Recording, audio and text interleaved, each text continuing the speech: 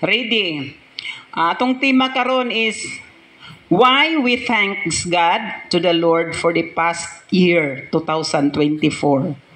Ngano man nga ato mang pasalamatan ang Ginoo sa nangagi nga tuig sa atong kinabuhi. Okay, as an introduction, sa ako lang opinion no, dapat jud atong pasalamatan ang miagi nga tuig tungod kay kabalota nga dunay panahon nga nagsilos ang Dios nato. Nganong nagsilos man ang Dios nato? Tungod kay dako kaayo ta og kulang sa atong pagpangalagad kaniya. No, marelate ba ninyo? Dako kay tagkulang. Mao na nga dili di ay asawa ra og bana ang magsilos. Ang Ginoo, ingon ang Ginoo, ako ang Dios usara. Abughuan ako. Oh, magsilos ang Ginoo kung imo siyang ibaylo. Domingo ro no? Di lang usa ko mosimba. Gibaylo na nimo ang Ginoo. So magsilos siya ana. So nganong ato man siyang pasalamatan sa nangagi nga tuig sa atong kinabuhi, we have 3 things to study. Okay, number 1. Nganong ato siyang pasalamatan? Number 1. He did not leave us nor forsake us. Wala ta niya pasagdi ug wala ta niya biyai sama sa mga ilo.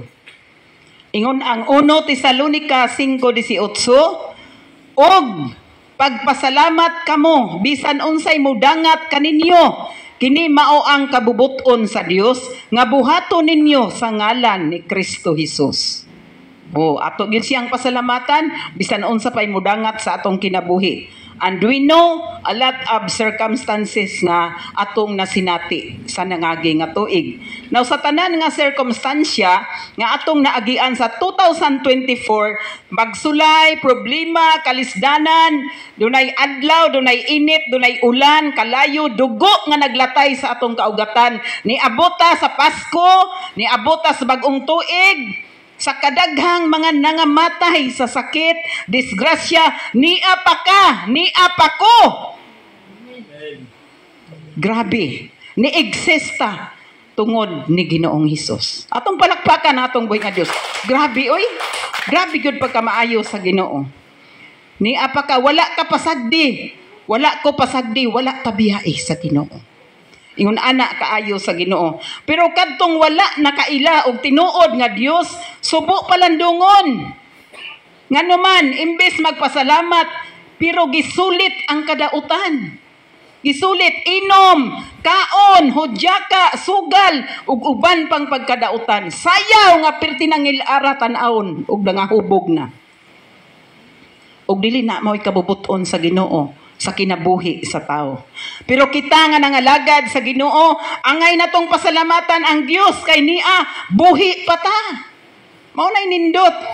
Kinsa may naglukso-lukso sa kalipay pag-abot sa 25 sa alas 12 sa gabi. Nga iyang gipasalamatan ang Ginoo. Kini abot siya sa Pasko. Kinsa may naglukso-lukso og daig sa Ginoo pag-abot sa January 1 sa alas 12. Nga ni abot siya bagong tuig. O kinsa man nindot na no, mao na nga atong pasalamatan ang Ginoo tungod kay wala ta niya biyai, wala ta niya pasagdi bisan sa kadaghang problema sa kinabuhi. Naa pa ta, buhi pa ta. Mao nay atong number 1 nga pasalamatan sa Ginoo. Number 2 mga igsoon. Number 2, anong atong pasalamatan ang Ginoo sa tuig 2024? He is the one who control everything in this world.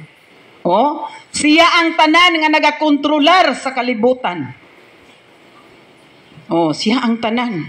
Siya ang nagkontrolar sa tanang panahon. Katalagman. Oh, tanan nga panahon, mga makahadlok nga linog. Baha, hangin, kidlat, bagyo. Ang Dios lamang ang maoy makakontrol sa tanan. Oh. Nakalampas ta sa tuig 2024. Nangagi ang COVID, daghan ang patay sa COVID og nakalabang ta tungod ni Ginoong Hesus. Atong palakpakan. Grabe ang pagkamaayog yun din ni Ginoong Hesus. Wala siguro mo nasakit sa COVID no? Sa panahon sa COVID kami diri hurot mig kasakit. Abi na kog mao na toy akong katapusan. Oh. Wala lang mi nagsaba kay basig ikarga na pud mi. Oh, kaming tanan gyud dire. Gani na sinati ko nga wala tay simba kay kaming tanan dire. Oh, so to God be the glory, naka-survive, no? Wala ta niya biyai o pasagdi sama sa mga tinun-an ni Ginoong Hesus. Samtang naglawig sila sa kadagatan, natulog lang si Ginoong Hesus.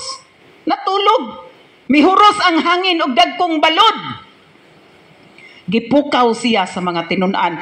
Magtutudlo mata kay mga matay na ta. O nahadlok ang mga tinun-an. Og mibangon si Hesus, iyang gibadlong ang hangin og balod. Dili tinuod nga natulog si Ginoong Hesus, mga igsoon. Nabay kanta nga natutulog ba ang Dios? Ang Dios wala matulog. Ang Dios wala gud matulog sa atong kinabuhi. Kita usahay maoy makatulog. Makatulog magpatugtog gyud tano. Nya pukaon gay tas Ginoo labtikan matag gamay. Labtikan ta ikaw ha, pahunungon ta na imong ginhawa og mga minute. Di ka maminaw. O usa pa kami Ginoo tabangi ko. Oh. So kontrolado ni Jesus ang tanan. Bisan ang atong kinabuhi. Oh, bisan pa og Amerika pa ka magpadoktor. Sabi nila ang taong masama matagal mamatay, no? Di yan totoo. Mas dali mamatay ang taong masama dahil may plano ang Dios nga nagakontrol siya sa buhay natin. Oh, dali mamatay oy. Oh, kaya dapat tayong magpasalamat. Oh, nga nakaabot ta sa 2025. Oh, nakalampas ta sa 2024. Mao na inindot kaadyo. Oh, sa bareho ni pastor, no? Ingon siya.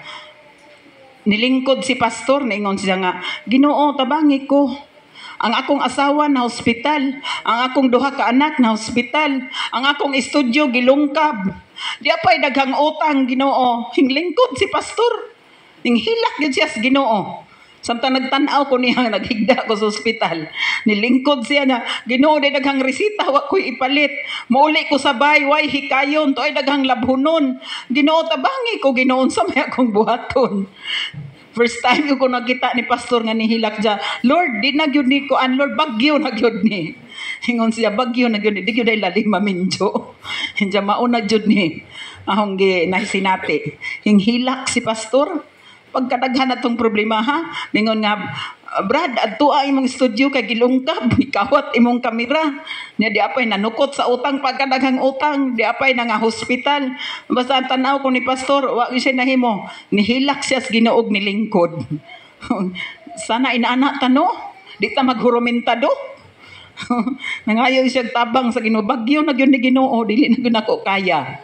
Oh, mao nang panahon na nga mangayo gyud tabang sa Ginoo. Oh, na mga problema nga sama ni anak. Nga miingon ka nga dili nako kaya. Kaya na basta mo duol kas Ginoo. Sa panahon ni Noe, mga igsoon, nagbasol ang Dios nganong gibuhat niya ang tao. Oh? Ngano ka ha? Usahay kita miingon ta nga dili ko ganahan niya ng tawhana. Kung ang Ginoo na pakatao pa lamang siya, pabilin siyang tawhanon hantod karon, dili gud ganahan ang Ginoo nato, bisag unsaon. Pero tungod kay Dios siya nga maluluyon, gikaloy-an ta niya. O na nga, higugmaa ang tao nga dili angay higugmaon. Ayaw pagdumot, ayaw pagbaton og kasuko. Kung doon na kay ikasaway badlunga, pero higugmaan na nga tao, kay he need your help in prayer. Kinahanglan siya kinahanglan siya kapag-uhan. Mana nga ayaw dumti ang tao nga naa sa pagpakasala. Kung iampo nimo siya, imo siyang ayuhon og tagad. Tungod kay mao nay kabubuton sa Ginoo. Kay kung buto na hunaon di gyud ganahan ang Ginoo nato. Pero gipalabi niya ang gugma. So gihigugma man tas Ginoo, ato pong higugmaon ng uban nga dili unta angay higugmaon. Di ba? So sa panahon ni Noe nagbasol ang Dios nganong gibuhat niya ang tao. Nay usahay sa nay mga ginikanan usahay sa kagahig ulo sa mga anak maingon nga may pagituok na lang ka, may pay namatay na lang kang bataa ka. Kay nagantos man ko nimo karon, may pay wala na lang ka matao. Maingon usahay ang ginikanan. Oh. Pero dili na ang Dios. Mao na mga igsoon kay perting si awa lagi. So Gigunaw sa Dios ang Sodoma o Gomora. O, gipa ulanan niya og kalayo tungod sa kadautan sa mga tao. O, pero salamat sa Ginoo kay ni-exist pa ta. Wala ta maapil sa paggunaw. O, tanawa imong katapad be, ingna. Tanawa imong katapad. Ingna nga atong pasalamatan ang Ginoo uban sa kabag-uhan.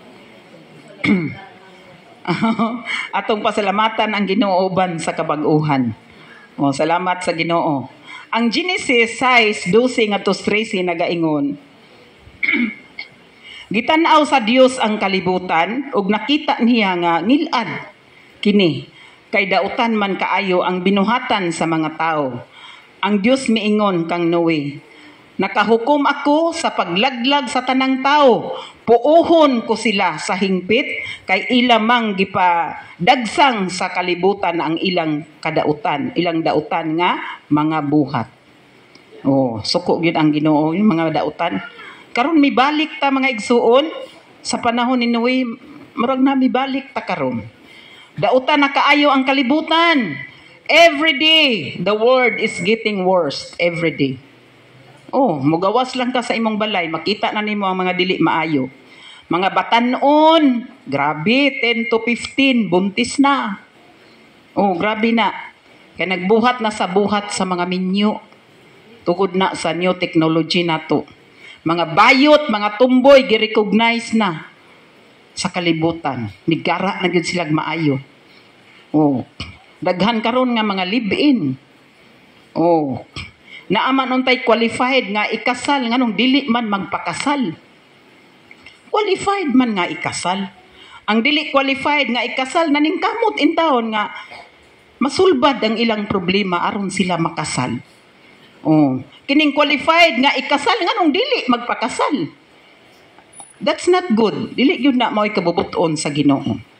Ang ilang sitwasyon no nga pwede man unta nganong dili man. So ang drugas, ang krimen, ang korupsyon, mga politikanhong bahin pirte na gyud kang ilad. Oh, karon. Oh, pirting hugawa na gyud. Oh, ingon ana kang ilad ang atong kalibutan. Oh, karon. Ang mga salida puro na last, puro nakaulag. Maunay naka-trigger sa mga batanon nga magtan-aw ni ana mga Korean movie nga puro love, puro last, kaulag. Oh, puro patay, dumot. Grabe ang mga salida karon, dili na educational. Dili na makaayo sa tao. Ingon ana ang mga Kristohanon, mga Kristohanon nag-anam na og kalayo sa Ginoo. Sa una nagkalayo, karon nagkalayo na sa Ginoo. Conformizing na. Musugal na ang uban, muinom na, mudisko na. Dance in Satan's company. Ang mga tinupihan, binistihan, ang tupi nga ron ingnon nga SB19 pero ang mga naong marag SB 50-50. Wa na. Ang mga naong mura nagdubok nga isda, luoy nag mga mata. Kuwang sa tug, sobras higda. Inaana nang nahitabo ron. Oh, ang mga babay makita na nimo binisihan ang kanal-kanal ug ang luga-luga. Grabe na gyud. Oh, mo tagawas lang ka. Kanang imong mata makasa magyud ta. Mao mo gina mga igsuon. So, mao to nga mabitaw to sa una nga naay pastor nga tiguwang na. Nya ni na istorya naman sila nako ninyo nga ni Simba ang usa ka babae nagsuot og spaghetti. Ning siya nga, "Pastor, sorry ha kay nag-spaghetti ko." Ingon pud taon ang pastor nga, "Day, pakana ako sa imong spaghetti." Oh. Kay tiguwang naman ang pastor. Mao na nga mga igsuon, look out your youth. Tan-awon ginato atong mga batanon karon, samtang sila magtubo. Nga samtang sila naa pa sa atong mga kamot. Kay mo college na sila, mo high school man ka, mo college, iba-iba na ang ilang plano sa ilang kinabuhi, dili ta makasunod. Importante ang pag-ampo o pagmaymay. Oh, bisan ingon ana ang tao, wala gihapon biyae sa Ginoo. Grabe gyud ang Ginoo no. Taas og pailob, taas og pasensya, dili masuko ang Ginoo, pero kuyaw ug masuko ang Ginoo. Kanang katalagman, kasuko na sa Ginoo kanang katalagman.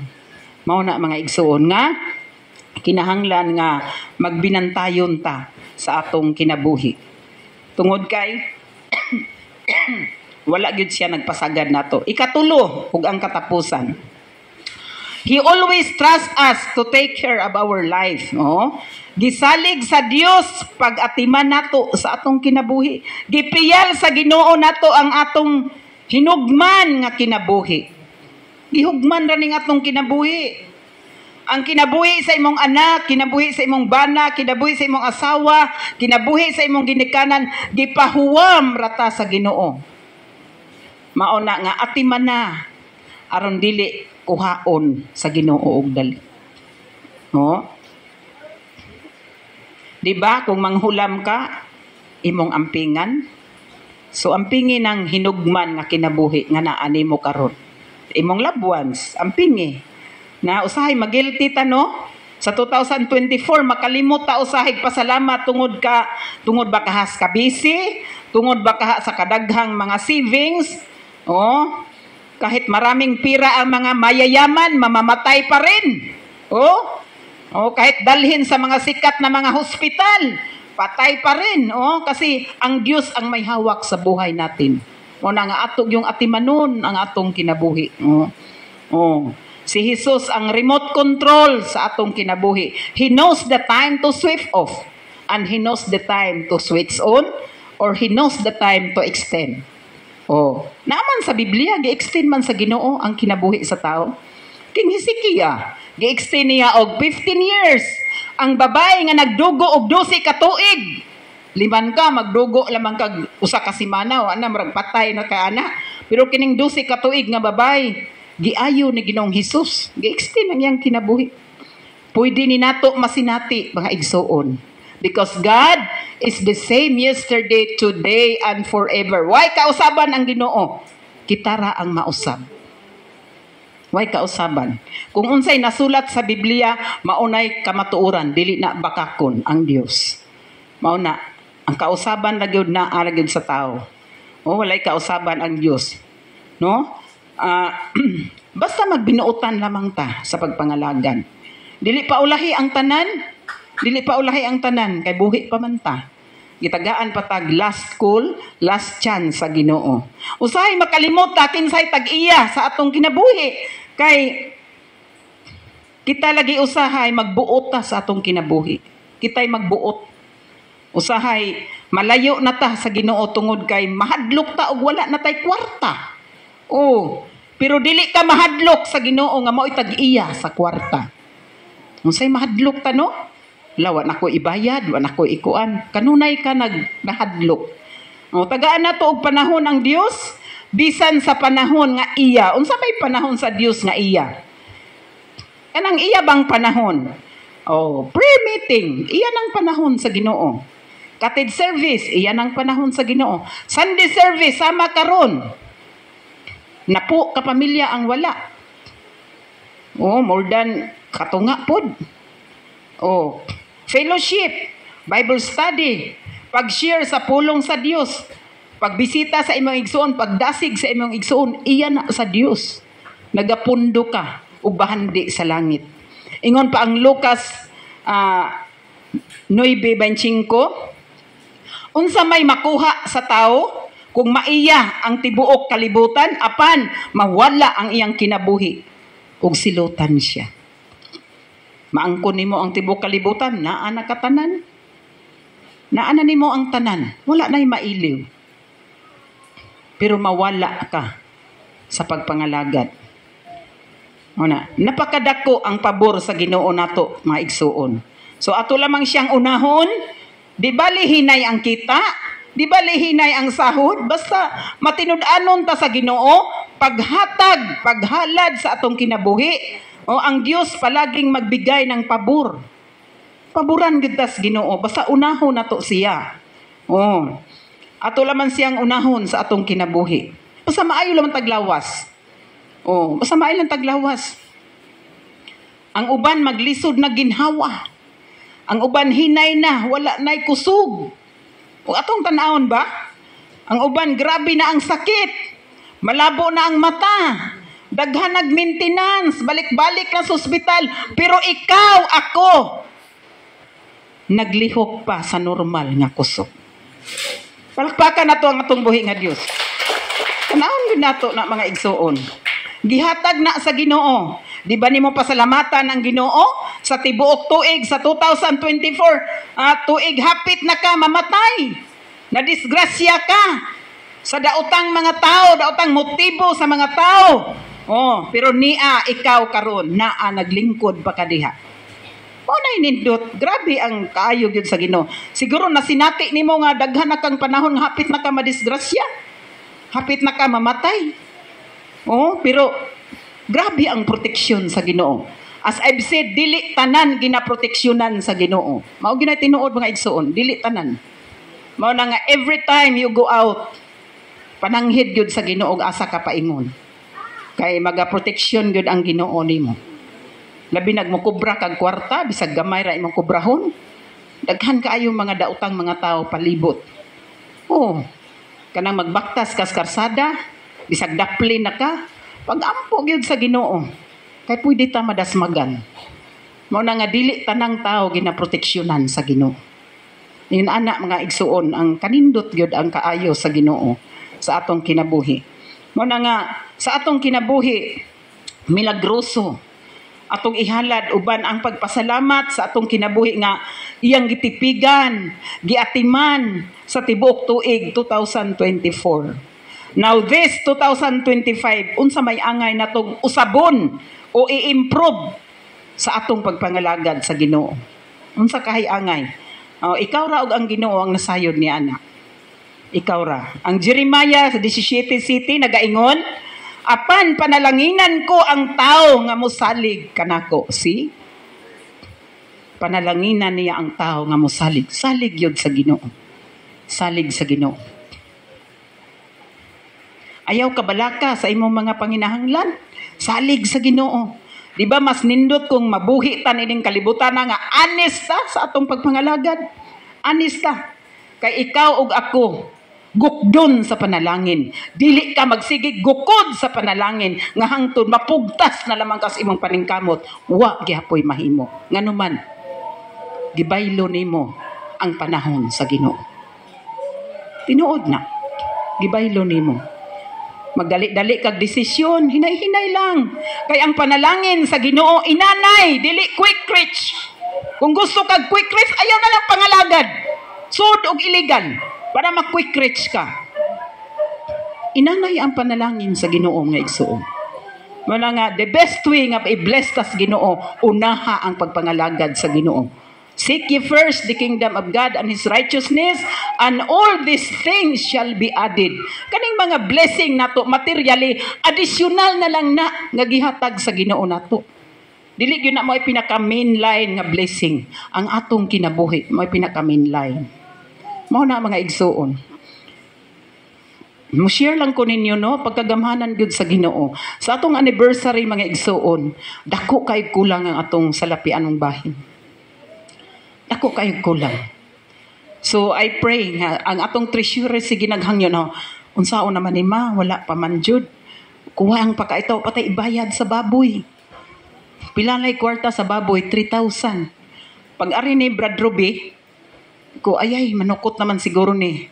Ampo ko sa Ginoo. Grabe ang Ginoo oy. God is a God of timing. Birnis sa hapon, birnis sa gabi nagsunod-sunod ang padala. Nay nagpadala sa Hong Kong, nagpadala sa Cebu, nay nagpadala sa Manila. Grabe man ang Ginoo. Sige lang yung kog ampo. Lord, tagbuain tan among panginahanglan Ginoo. Wala na gyud mi Lord. Nya pagkagabi daghan pang panginahanglan ang paliton sa atong kusinira kay daghan kaayong sagol. Ingon na pud si Mildy nga ma, unsaon naman inato. Kami ra gyud duha nagsabot-sabot. Ingko nga og naamoy kwarta sa youth gamita lang usa na. Kay daghan pa man palaliton. Mao na mga igsuon nga anak kagamhanan ang Ginoo, grabe. Gabiing dako o naana ko'y gipadala. Tanawa sa GCash. Naana. Nag-ampo lang yung kus Ginoo. Grabe ang panalangin. Atong palakpakan na atong buhi nga Dios. Inaanak. Dili gusto ang Ginoo nga maulawan ka. Dili gusto. Kanyang anak nagaampo. Ang importante lamang atong attitude. Attitude yun nato mo nagipangita sa Ginoo. Nga mapasalamaton ka, mapaubusanon ka, muluhod gyud ka sa Ginoo nga asino hagyud kay nahimo. Sama ni pastor. Wa gyud siya mahimo bisag unsaon niya. Wa siya mahimo. Nihilak na lang siya sa Ginoo nilingkod. Nagampo sa Ginoo. Ingon ana mga igsuon. Mao na why we give thanks to the Lord in 2024 atong i-recap. He did not leave us nor forsake us. Dili gyud ta niya biyaan. He is the one who control in this world. Siya ang nagkontrolar sa tanan. He always trust us to take care of our life. Kinahanglan nga atong atimanon ang atong kaugalingon. Dili ta magpasmo-pasmo.